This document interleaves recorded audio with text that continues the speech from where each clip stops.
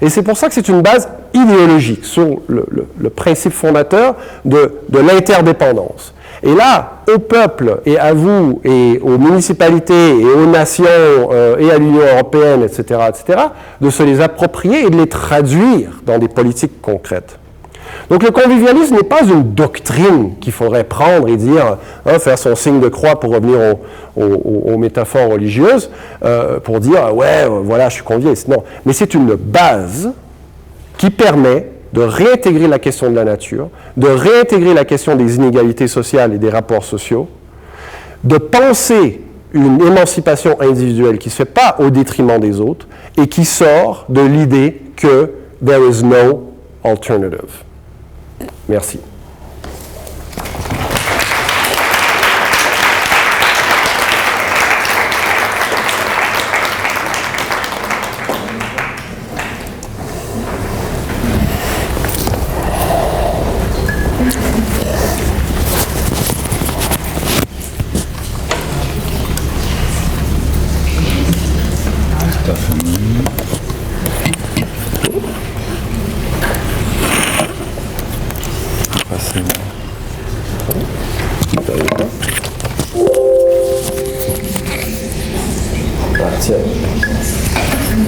Celle-là. Oups. Alors, ça se peut que tu aies une... Ouais, c'est normal. Ça commence blanc. Ça commence blanc. Vas-y, mon frère. Voilà, bonsoir à toutes et tous.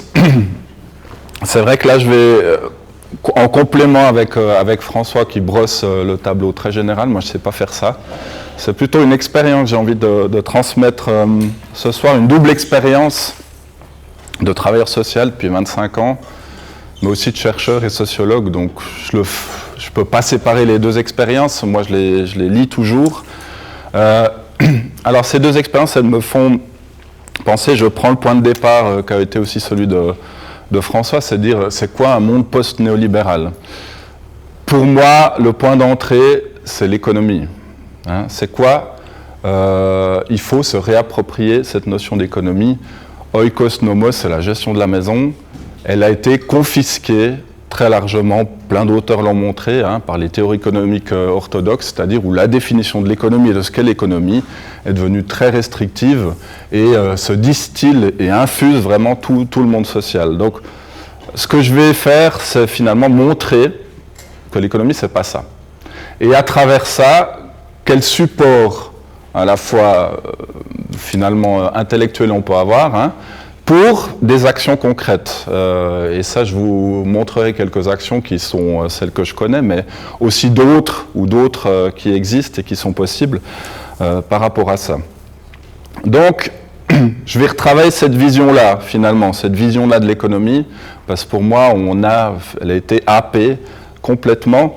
J'étais hier soir dans les assises de la cohésion sociale dans le canton de Neuchâtel, puis il y avait le représentant de la Chambre neuchâteloise du commerce et de l'industrie. Et puis dans le débat, à un moment donné, il a dit qu'il y a aussi un chef d'entreprise dans la microtechnique. À un moment, dans le débat, il dit « Mais on est limité, nous, dans notre vision du monde. Moi, ma préoccupation au quotidien, c'est ma relation au client et le profit. » Il a raison. Il a raison, c'est sa préoccupation et c'est son monde quotidien, c'est ses contraintes à lui. Mais alors pourquoi ce monde-là, spécifique, particulier, s'est diffusé dans l'ensemble du corps social de manière générale, dans sa manière de penser les choses. Moi qui suis dans le social aujourd'hui, je peux vous dire, dans 20 ans, la compétition dans l'obtention de marchés autour du social est une réalité quotidienne. Donc qui casse complètement toute créativité, toute forme. Donc elle a infusé de très nombreux domaines. Et pourquoi elle n'est pas restée là où elle devait, là où c'est une forme finalement d'entrée dans le monde particulière. Alors pour ça, je m'appuie sur un historien que j'aime bien qui s'appelle Fernand Braudel, qui est vieux, vous me direz, je n'ai pas des concepts très, très neufs à proposer, mais Fernand Braudel, j'aime bien parce qu'il propose une vision de l'économie en étages. Et il commence par l'économie du rez-de-chaussée. Il a beaucoup écrit sur cette économie du rez-de-chaussée. L'économie du rez-de-chaussée, c'est quoi? c'est tout ce qui constitue notre quotidien. C'est vraiment l'économie au sens étymologique du terme, hein, c'est-à-dire comment on vit au quotidien, à travers quel type de relation, comment on prend soin des autres, comment on résout des problèmes du quotidien, c'est-à-dire manger, dormir, se vêtir, habiter, trouver des solutions aux crises des autres, etc. C'est le socle chez Braudel de l'économie. Sans cette économie-là, les autres ne sont pas possibles. On l'a vu, François l'a rappelé, ces 2 dernières années, comment tout s'est rabattu sur l'économie du rez-de-chaussée. Si elle n'était pas là, il y a tout qui se délite. Au-delà de ça, c'est vrai qu'on pense à tout le travail qui est lié autour des familles, des ménages, etc. Mais il y a aussi tout le travail bénévole. Hein. Il y a des études aujourd'hui en Suisse qui montrent que le nombre d'heures, si on le calcule, hein, il y a des risques ça, le nombre d'heures de travail non rémunéré est 2 fois supérieur au nombre d'heures de travail rémunéré salarié. Hein, donc voilà, c'est sans conteste cette base-là en termes aussi quantitatifs. Alors Braudel ensuite il dit il y a le premier étage, c'est l'économie de marché. Mais quand il parle d'économie de marché, lui, il pense plutôt l'économie locale, hein, des interdépendances marchandes, industrielles, de production, etc., hein, avec des réseaux d'entreprises qui se connaissent, qui fonctionnent plutôt sur la confiance, hein, sur la distribution. Il y a un fort contrôle de l'État hein, sur cette économie de marché-là, en tout cas qui essaye, que ça soit sur les salaires, que ça soit sur, aussi sur les conséquences écologiques des actions, etc. Il y a une économie de marché qui fonctionne là au milieu, avec des règles du jeu, finalement une certaine proximité de ce qui se passe directement.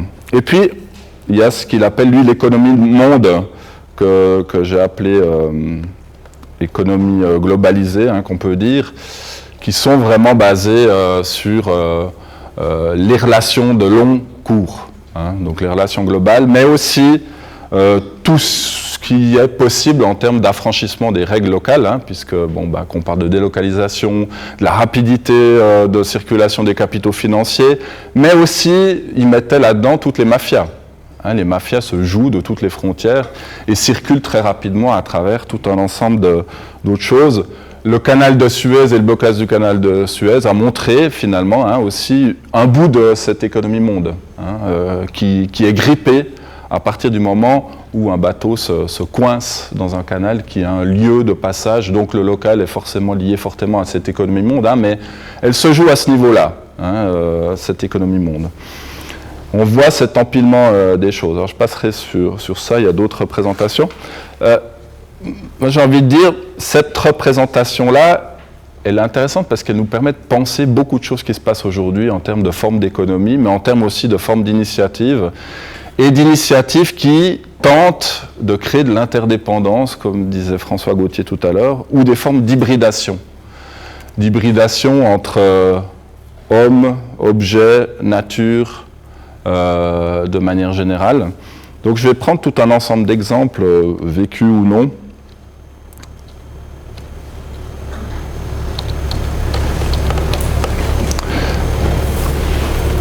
Il y a la notion d'autoproduction.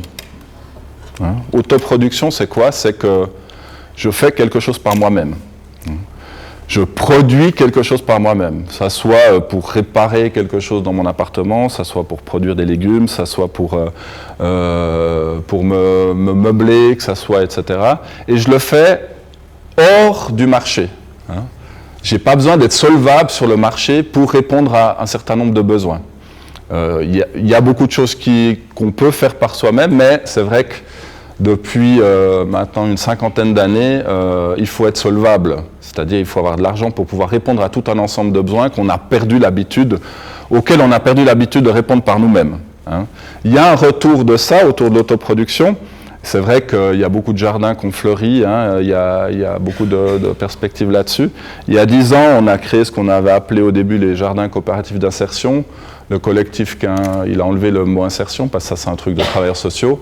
Je prends juste un exemple pour vous montrer l'interaction. Roger, qui est un des piliers de ces jardins qui se situe au Locle, il me dit l'autre jour, il dit viens voir, j'ai mis en place la récolte de l'eau, parce qu'il n'y a pas d'accès à l'eau dans ces jardins-là, avec un système ingénieux de passage d'une chenot vers un premier tonneau, et puis après un coupage de tuyaux d'arrosage vraiment bien fonctionné pour faire passer d'un espace à l'autre, mais il avait fermé tous les tonneaux qu'il avait dit, puis il a dit, tu vois, comme ça, il n'y aura pas de larves de moustiques, puis ces jardins se situent en 2 bâtiments, 2 barres d'immeubles, parce que les gens se plaignent des moustiques l'été. Là, pour moi, c'est un exemple parfait de cette mise en relation et de cette préoccupation qui compte à la fois la connaissance de la nature, la connaissance technique des objets, la relation avec les autres et comment on s'inscrit là-dedans. Au-delà de ça, ce projet de jardin, au début, il était là pour destiner à des personnes qui n'accéderont plus à l'économie de marché. C'est clair. Plus jamais, à travers pour toutes sortes de raisons, des traumatismes personnels, une inadéquation par rapport aux critères d'entrée dans le monde du travail, etc. Je ne vais pas entrer là-dedans. Mais Roger et les autres sont devenus producteurs. Parce qu'à 10, ils font 250 kilos de légumes par année. Ils connaissent les jardins, même s'il est lettré, il a une connaissance intime et intuitive des jardins qui est incroyable. Et il devient producteur dans sa famille, c'est-à-dire c'est lui qui donne. C'est lui qui donne et c'est plus lui qui est débiteur de quelque chose. Et ça, je pense, c'est typiquement, quand on est dans l'autoproduction, il y a l'idée de se réinscrire dans des cercles de réciprocité, et des cercles de réciprocité positive. Dans le convivialisme, Alain Caillé, il parle de cycle symbolique vertueux. Et là, dans un cadre comme celui-là, il rentre à nouveau dans un cercle vertueux. Alors oui, il a l'aide sociale. Oui, il y a une dépendance, mais il devient producteur de quelque chose, mais il devient expert aussi, parce que depuis 10 ans maintenant, ces jardiniers-là, même Monsieur Jardinier de la radio romande est venu les voir, et puis ils leur ont appris des choses, ces jardiniers experts, sur plein d'éléments qui sont très, très, très, très concrets. Ils deviennent experts, ils sont militants du bio, militant du bien manger, alors qu'auparavant, plus dépendant effectivement de ce qu'on peut acheter à la Migros, ce genre de choses, avec toutes les méthodes de transformation de légumes possibles, imaginables, etc. Là, autour de l'autoproduction, il y a plein de choses à imaginer. Il y a des initiatives en Europe autour de